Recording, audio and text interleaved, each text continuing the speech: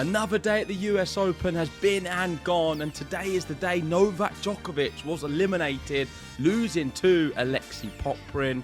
We had Ruud coming back against Zheng. Sabalenka, she was looking quite strong. Zverev playing into the early hours, and of course, the gold Olympic champion, Qinwen Zheng. Stay tuned for our roundup.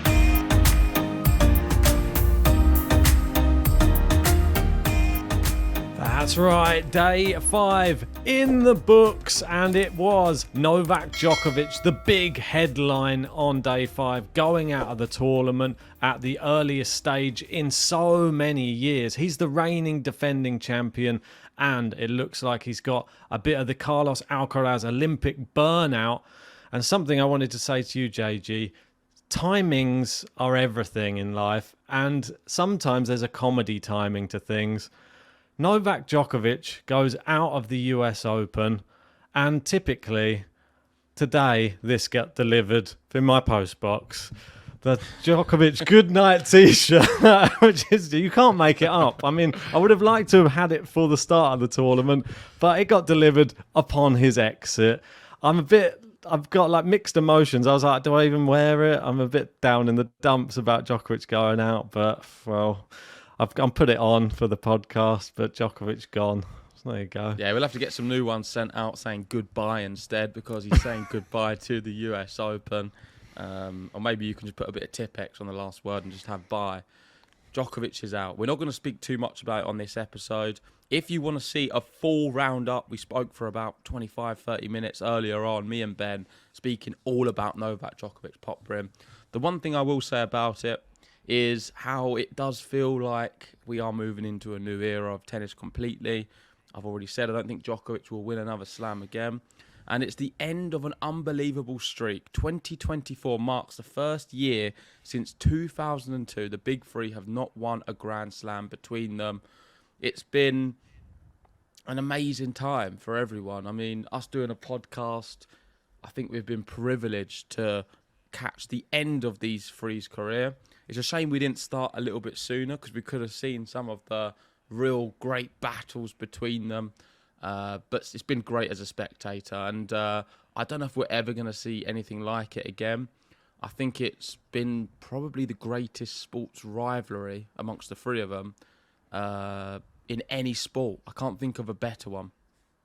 Yeah, it's a privilege, like you say. These three not winning a slam in a year, it is a turning of the tide. It's a time for other players to now step up, and will enter in the new generation of tennis. But obviously Carlos Alcaraz has a few slams under his belt. Jannik Sinner's grabbed one now. Daniel Medvedev's on the board. Are we open to a new potential US Open champion, a new Grand Slam champion this year? That could be a possibility. And some of the names that are left in, I mean, I would love to see somebody like crazy win it. Imagine like someone like a Nakashima or someone came through and really stamped his authority and was able to win it before the likes of a Sasha Zverev. I mean, this is Zverev's big opportunity right now to win. He's been to the final before. He was like that close to winning the US Open, got pipped by Dominic Thiem. But you got a feeling that there's just something in the air at the US Open this year, and I think something crazy might happen. Yeah, agreed completely. We've got Scott, who sums up what you were saying quite nicely, with a bit of comedy in there too. He's saying the GOAT losing early, the world number one dealing with the doping allegations, the reigning Wimbledon and French Open champion suffering from burnout. All of this and more has set the stage perfectly for Alexander Zverev to embarrass himself in front of the world yet again. Clearly not a big fan of Zverev. And it is set perfectly. On paper, he's got such a good shot now to win this US Open. The thing with him is whenever he's got an opportunity, like that year he got to the final, playing against Dominic Thiem, he had Buster in the semis. He had that match pretty wrapped up as well in the final, was unable to beat Dominic Thiem. When you give him really good opportunities, he always seems to falter. There's been times when he's been so close to getting world number one, needs to win a few more matches, and he struggles. He just doesn't handle the pressure too well. Is this a new Sasha Zverev? He's been one of the best players this year, for sure. Not as good as the Sinners and Alcaraz is, but still maybe third in the pecking order. So he's got a great opportunity, but will he embarrass himself again? That's the big question. Or would you even say it's embarrassing if he doesn't win from here? I think at this point it's becoming, if he gets to the final, you would need to see a bigger performance from him. Obviously, it depends who he plays in the final, how good a form they're in. But I feel that right now there's no better opportunity. I know we say that all the time for certain players. He should clean up that bottom half of the draw now, essentially, based upon form this year, based upon past Grand Slam experiences. He should get to the final. That is the reality of how good Sasha Zverev is, and especially on this surface. Djokovic not serving well, you see what happens. Sasha Zverev, probably one of the best, if not the best, servers on tour. So if he serves well, he has every chance. It's just that mental side of the game. Can he overcome it? He got to the final of Roland Garros. He was close there as well. Is it third time lucky for Sasha Zverev? Can he get to the final and do it this year? Big. Another player who will be fancying his chances, who you may not expect, I'm going to say, is Francis Tiafoe. He had maybe one of the matches of the tournament so far against Ben Shelton. They played this time last year as well at the US Open, and Shelton beat Tiafoe. Shelton was the favourite going in. We both thought he was going to edge it. But what a match we got to see. I mean, really high quality. It was a long match. I think, was it over 4 hours in the end? I think it was. I remember seeing Tiafoe speak about it. Yeah, just over. And it was a 5-set thriller. So close, nothing really between them. I thought the way the fifth set started, Shelton was looking better.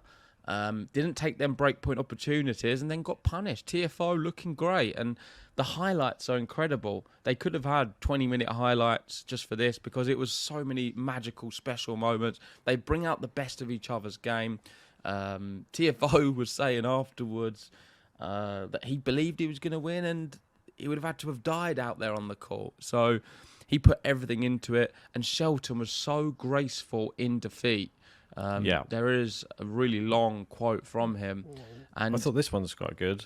This one from Nick Kyrgios, who's understanding what ultimate respect is as well. And he loves what he's seeing from Ben Shelton. He said, well played. I hope you have every success in the world. Humble in defeat. This quote, you have to be smart enough to know when it's your time. Be humble enough to know when it's someone else's. And how excited he was for Francis Tiafoe at the end of a match. Bear in mind, you just played 4 hours and you're in a Grand Slam, and this is your career, essentially. And he was pumped for Tiafoe. He came up to the net, he was smiling, like hugging him, like patting him on the back. And it's great to see. Obviously, great friends, and they give each other a bit of stick, but lovely to see that like team mentality a bit from the US guys. I think it's really nice. They've all got a really good relationship. You can throw Chris Eubanks in the mix as well. Yep. He was there all suited and booted, giving questions. And I remember watching a podcast between the three of them during the UTS period. I think Struff was in there as well. It was like, I don't know why he was there, but it was still a really good episode. And I recommend watching it. And you do see how close they are, speaking about some of their matches and experiences against some of the top players. Ben Shelton will do some really big things at the US Open. Maybe this year was too soon. When you're serving at 143 mile an hour serves, there's not much you can do. And Tiafoe was really, he had a lot of praise for him. But he said, yeah, obviously I thought he played lights out today. That was one of the things you've got to be happy for a guy and congratulate, especially a guy like him. When he's playing the way he's playing, I think that is important to show it sometimes, that, you know, you can be happy for a guy when they beat you. Obviously, there are some things I want to do better. I'm a competitor. I always want to win. And some of the things he could have done better from watching the match is there was too many times where he just sort of went into the net or went long, unforced errors on second serves or moments where he's not being pressed. And I think he just needs to control his emotions and some of his shot making at times to not go so big in certain moments, because he just misses some shots where you just need to sometimes just keep the rally going. And that's what I feel is the problem with him. He said, you know, I've taken a few things from him in the past. and I thought that he's always handled it well. Maybe not like a big embrace, but when we're on the court, but soon or right after, it's like things are back to normal. But one of those cool environments in matches to be part of. It didn't feel right to just go up with a negative look on my face, shake his hand and walk off court, because he played some great ball today. Most definitely. I mean, Francis Tiafoe, he shows up at the US Open, doesn't he? And very, very nice words and a nice approach, really. Something you don't get to see very often in tennis. The ultimate respect.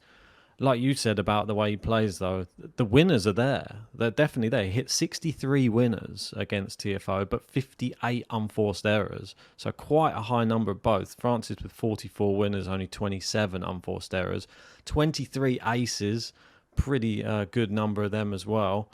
That just goes to show how well Francis Tiafoe was playing, and that's why he's given him that respect. He was playing a high level, Ben Shelton, and I think he does play up to the crowd a little bit too much. Tiafoe has been guilty of that in the past, and I think that's why he plays a lot better now, is because he's reined that in a little bit in his own game. He's not just the showman anymore. He is now a really, really top tennis player who can go deep in Grand Slams, especially the US Open. So I'm very happy that these two met again. And I think that this is like a really good rivalry. I really like it because I'm never sure who's going to win this matchup. They both really complement each other's game styles really well. Hard hitting and doing it with a smile on their faces. The passion there, but there's no like bad blood between them ever. So really great to see. And excited for Talking Tiafoe. about not knowing who's going to... Sorry, Ben. Talking about who's not going... You're not sure who's going to win. If you think about this next match, it's not going to be Djokovic now. It's going to be Tiafoe Popyrin. And the bookmakers have that one, 1.9, 1.9. They cannot call it at all. I cannot call it. I think it is a 50-50 matchup, more than I've ever seen in recent years. I just don't know which way that's going to go at all. That's a really difficult matchup to call. Should be a good one. They've never played before as well, if that's of interest to anybody. So this is the first time they'll meet, and it'll be in the fourth round of a slam. And coming into the tournament, I think they've both been in really good form. Cincinnati, Tiafoe didn't get to the final, and we've had Montreal winner from Popyrin. So both of these players, it couldn't be set up for a better matchup, really, between the two. Very excited to see how both of these play. I think I'd give Tiafoe maybe the slight edge just based upon being at home in the US, but only slim, really slim. Yeah, I couldn't even give anyone the edge. I think it's going to be a really good one, and one I'm looking forward to. I'm sure Tiafoe will be pleased it's not Djokovic and he's got Popyrin, because I don't think Tiafoe does very well against him. Yeah, exactly. I know we missed out this one as we were speaking about Zverev earlier, but I thought this is one you wanted to have a chat about, which is the late matches. Well, it's not really about him. It's just scheduling in general. I mean, a 2:31 finish, Echeverry Zverev. It's just too late, isn't it? I think there needs to be some kind of changes in what's going on, because it's not fair to have players playing at such a late hour. The record is Alcaraz when he beat Sinner. That was in 2022. We all remember that one. Big quarterfinals. Yep. But this one, not too far off, only 20 minutes or so away. Why do we have matches that go on so late? There is another tweet I've got about it. And this one is... Let me find it from David Kane, saying tennis has spent the last decade making courts slower and start times later. And we wonder why every night ends at 2 a.m. It must just be a money decision, right? I mean, I don't know what other reasons are behind it. It seems very crazy. I know that they like a late thing and it's their thing, the city that never sleeps, New York, all this, and they have, that is their night session, is their sort of thing that they have at that Grand Slam. But you've got to think about the players as well. I mean, do they not come into this at all? Like, they have to try and play their best tennis at 3 a.m. in the morning. I mean, and then they have to try and recover, ready for their next match. And then what's the scheduling going to be of their next match? This is the problem. And then is it fair that the players who play super late into the evening when's their next scheduling of their next match? Because you never know. It could be put at a time which is close to the morning, then their opponent got more time to rest. This type of thing. It has to be something to do with money. Most things are these days. I don't like it. I feel like players, if you started the tennis a bit earlier in the day, you wouldn't have to finish at this time, would you? Yep. Yeah, exactly. So, yeah, that's enough about that. One more, well, two more guys we're going to speak about. I think Nakashima has to be one that we have to talk about because it's somebody we were speaking about a lot on the podcast when we first started it, and that was 4 years ago. And I thought he was going to break on the scene then. It didn't happen. He sort of took a real slow burn, but now he's starting to look very, very dangerous. He took out Musetti in 4 sets, and he is a real threat, I think. Like, he's got to play Sasha Zverev, and I think Zverev, this could be the banana skin before the final that he really doesn't need, to be honest. Like, Nakashima's serving as well as anybody in the whole tournament, if not the best. So it's going to be tough. It's going to be quite a serve-heavy matchup between him and Zverev. Who has the better shot making? Zverev won't have any of the crowd on his side. That's another thing to take into this equation as well. How do you see Nakashima getting on against Sasha? He's got chances for sure, and that could be a banana skin for Zverev. But it's great that he's back to where he was because, as Damien says, he's rebuilt his career beautifully since that Challenger patch, October 23, Feb 24. I feel like there was a period before that even as well, maybe a few years ago, where we was looking at him and thinking, okay, this is the new breed, the new player who can do some really good stuff, especially on them hard courts in America. And then he fell off quite a bit and just wasn't able to compete. And I feel like was around sort of 50 to 100 in the world of a player. When he is good, though, he's sort of a top 20 for sure.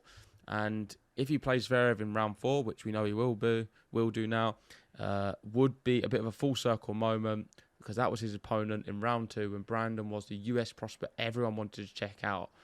And he held up very well then. He is a lot more of a mature player now, but Zverev, I think, is better too. So let's just wait and see what happens. I think it's a tight one to call, but I would put Zverev as the favourite. Yeah, definitely the favourite. But yeah, interested to see the progression of Brandon. Last up for the men's, we'll just touch on it briefly, but an incredible comeback victory from Casper Ruud, down 2 sets to love, and then, well, just turned on like a top 10 player would against a slightly lower ranked opponent and obliterated him essentially in the last 3 sets. Impressive stuff. Am I shocked that he did that?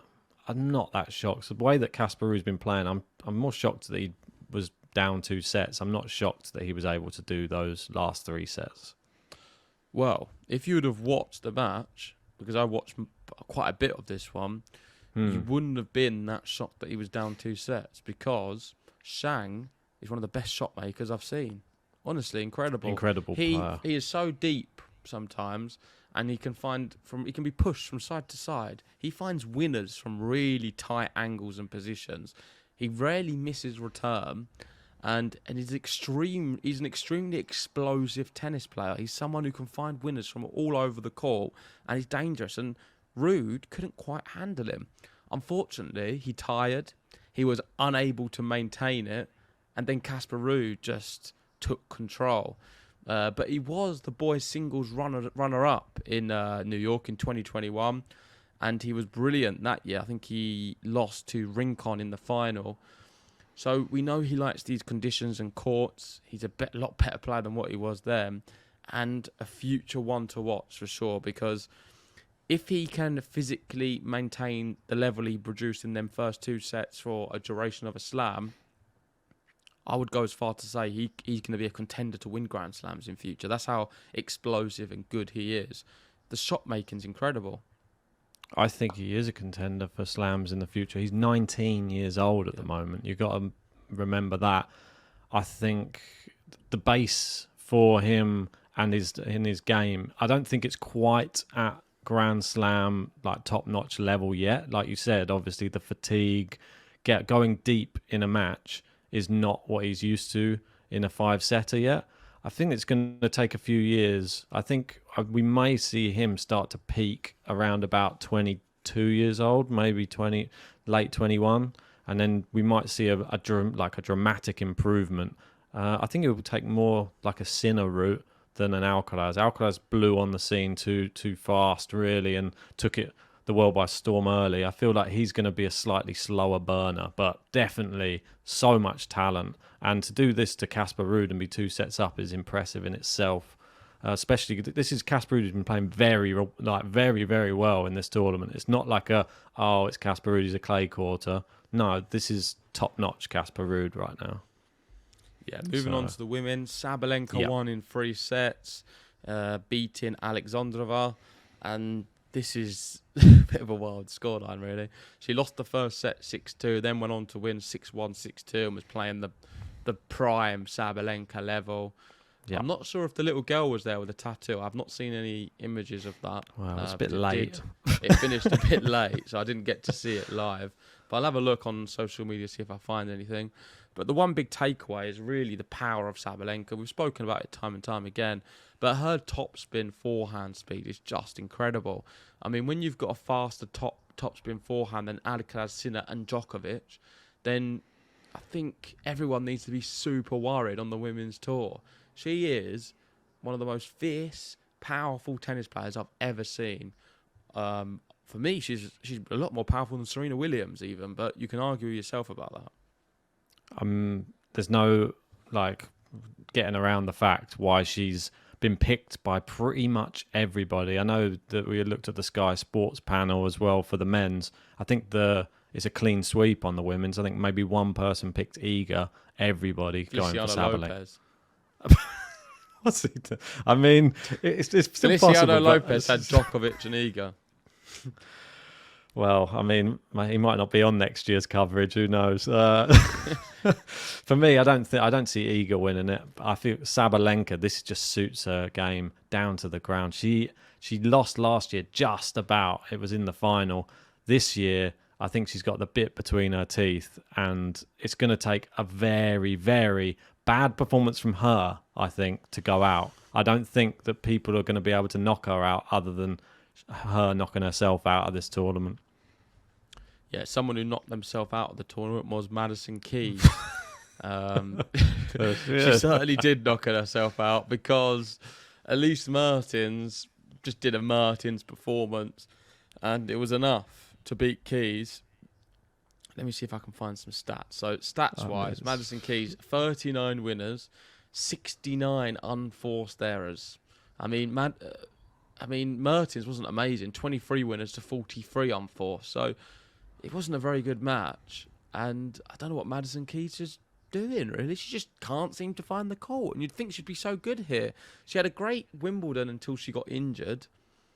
And then, since then, maybe the injuries causing problems. But it was an abysmal showing. And Elise Mertens, I think this is these are the ones who are playing the winner of Sabalenka, right? Next. Let me just I'm pretty sure it is Sabalenka. No, I'm pretty sure it is. I think Elise Mertens is going to get absolutely bullied and handed it to her. It's probably going to be a bagel and a 1. Both players played terrible, but Mertens went through. I mean, as bad as it could get, really. I mean, she's probably thinking when she came off court, she had a bad day at the office for like an Ostapenko, really. It's like one of those stats. What happens after one of those matches? That's what I want to know. When they sit down with their coaches, do they review the video? Do they sit down and go, let's watch all 70 of those unforced errors? They don't review it. It's one of them days. Tennis can be like that. She's had a bad one in the office, and it can happen. You never know. Next week she could play amazing, and I'm sure part of this must be to do with the injury she's just suffered because great player. There's a lot of mistakes. Yeah, far too many mistakes. Sabalenka playing Mertens next. They played last at the Australian Open last year. It was straight set Saba. Then at the US Open in 2021 before that, straight set Saba. I expect the same, straight set Saba against Mertens. Don't think it's going to change. Somebody who's very, very interesting in this women's draw. We were talking about the burnout, and it doesn't seem to be burning out on the women's side, does it? Because we've got No. 3 players who are still in, and the gold medalist especially, she had quite a nice one in the last round. It was a bit of struggle moving up to this round, but she got through quite convincingly against Niemeyer in her last match. Looking really good. Can she go on and do the Andy Murray and win the Olympic gold and then US Open afterwards? That's what I want to know. I like this one because Niemeyer beat Qinwen Zheng 2 years ago at the US Open. 6-4, 7-6, so tie break in the second, straight sets, and she's got revenge. But she was a big favourite on that day. I thought that there was some chances, to be fair, especially with what I've seen with the men going on at the ones who did well at the Olympics. I thought Niemeyer had a chance to win this one, but she didn't. She lost 6-2, 6-1, and the Chinese sensation is marching on. She is so popular, and she said her fame in China has gotten crazy after winning the Olympics. She was at the airport till 1 a.m. signing. She wasn't singing. She might have been. For all of the Chinese people, I can't say no to them because they're kids. I just wanted to ask you what the reception has been at home, what your sense of it, and how much more attention did you get after the Olympics? I think after the Olympic Games, everyone in China started to know me because after the Australian Open, maybe more tennis fans, they know me.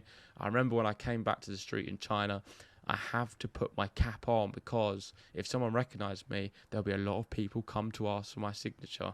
And you've got to understand, this is because China, they put so much emphasis on the Olympics. They put money into it. They care about it. It is part of their identity as a country.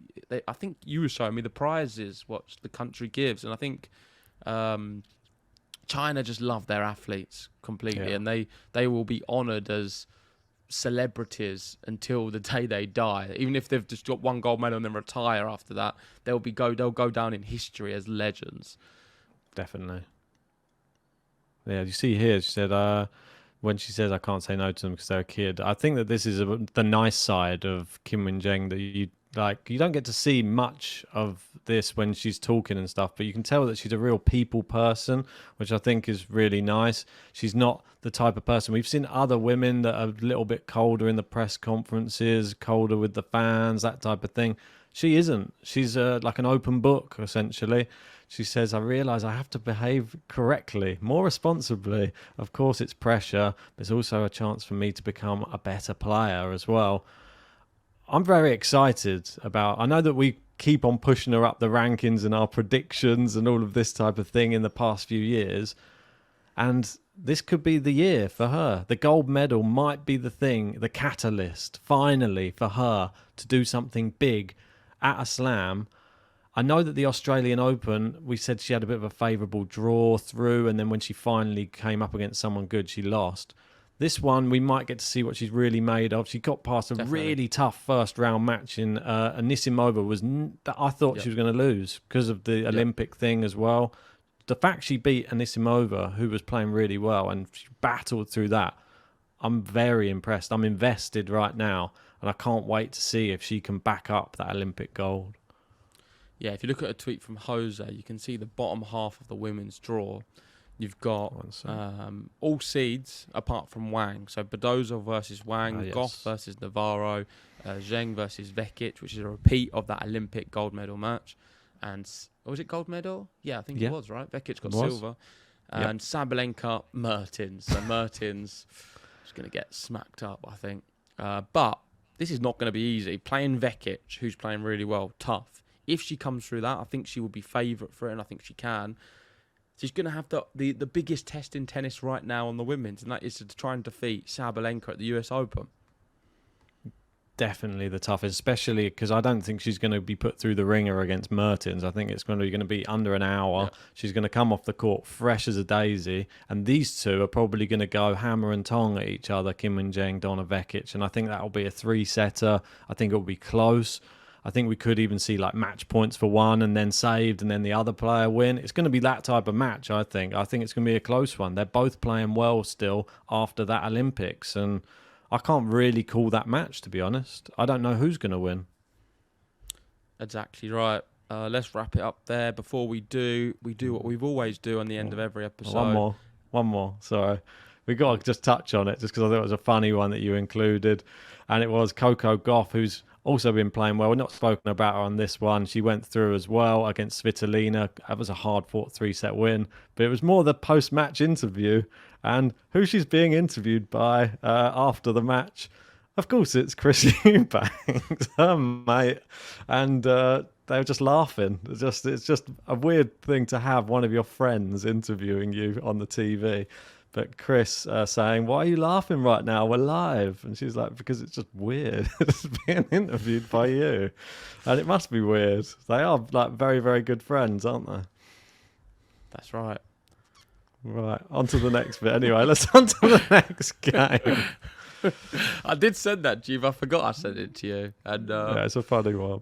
it was funny for sure. It's your mate Chris Eubanks. He's probably got a lot more like spare time on his hands after going out. I think I honestly, quickly on Chris Eubanks, then I think he's got a long career ahead of him doing tennis commentary, punditry. He's a very analytical thinker, and I think he comes across very well as well, the way he speaks. And yeah, I like him. I think he's great. Good for the sport. Kyrgios has also been good as well. So hopefully we get some more refreshing commentary in later years with tennis. But let's do this game, Ben, because at the end of every day we've been doing it. I don't think we've got any right, have we? We've not called any upsets at all. I don't believe so. I can't even remember who I picked in yesterday's one. No, it was wrong because I had to take a punt on Vekic going out and she went through. So and yeah, I had Lehechka who lost as well. So let's go again, back to the drawing board.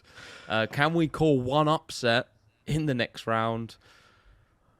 I'm going to go straight in. I'm going to have Kruger to beat Samsonova, 2.5. I knew you were going to steal my one. I knew it. Damn it. Kruger, who's just beaten Mira Andreeva in straight sets, the American. I think she's got good chances, and I like them odds. Go on, Kruger. I really like that one as well. I'm a bit jealous now because I've been thrown under the bus with hardly anyone to pick now from this one. I'm going to have a look onto the men's side. See, I mean, there's so many heavy favourites. You've got the next day as well. Yeah. I know we've got the next day as well. There's no Ruud maybe. Let me just go to the next day and see who's going overnight. Dimonov, Evans. I think it's going to have to be from this section here. It's either going to be... it's going to have to be... Oh, that's the next day. You can't have that day, Ben. Oh, is it? Is that the next day after that? Oh, apologies. Sorry, I'm going back to this day. Apologies. You can have the midnight ones. I'm going to go for... I'm going to have to go for Jakub Mensik then.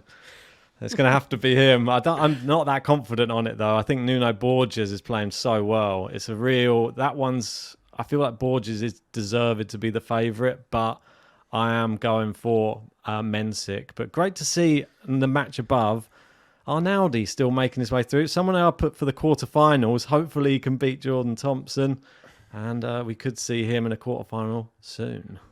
Me too. I think I've got him there as well. What? But one thing I would say is you got Sinner there, Ben. You missed a trick. We've seen two big players go out. Chris O'Connell, 29s. Is it going to be another one? I don't know. I did look at that this morning. I just thought...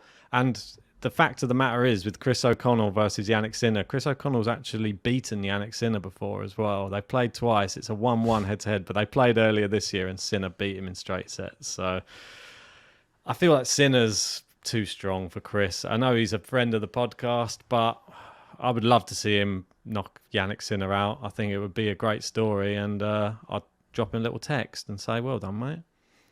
Yeah, let's wrap it up there. Thank you, everyone, for watching. If you haven't already, hit the like button, subscribe if you are new, and if you want to see our reaction to Djokovic Popyrin, go check out the episode we did earlier on. And if you want to see JG interviewing Alexei Popyrin, sign up to our Patreon as little as £3 a month, and you can see his thoughts on playing Novak Djokovic, and JG posing some really tricky questions to him. It's a great interview. Go check it out, and it helps support the channel too. See you guys soon. Bye-bye.